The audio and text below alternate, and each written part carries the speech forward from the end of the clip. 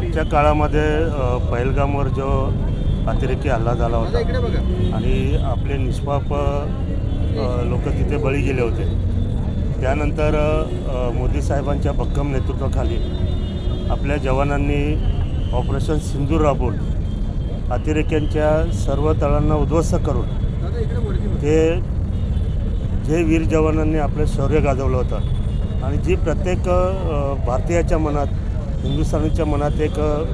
असं होतं की बाबा पाकिस्तानला कुठेतरी धडा शिकवणं गरजेचं आहे आणि तो धडा आपल्या जवानांनी शिकवला गेलेला आहे आणि तो धडा त्यांना एवढा जोरात तो धक्का बसला की त्यांनी शस्त्रसंधीसाठी प्रयत्न केलेले आणि हे सर्व करत असताना भारतीय सैन्य आहे त्यांनी जगाला दाखवून दिलेलं आहे की आम्ही किती बलाढ्य आहेत. तिन्ही सेना असेल आणि आपले कणखर नेतृत्व मोदी साहेब, तसेच महाराष्ट्रातून माननीय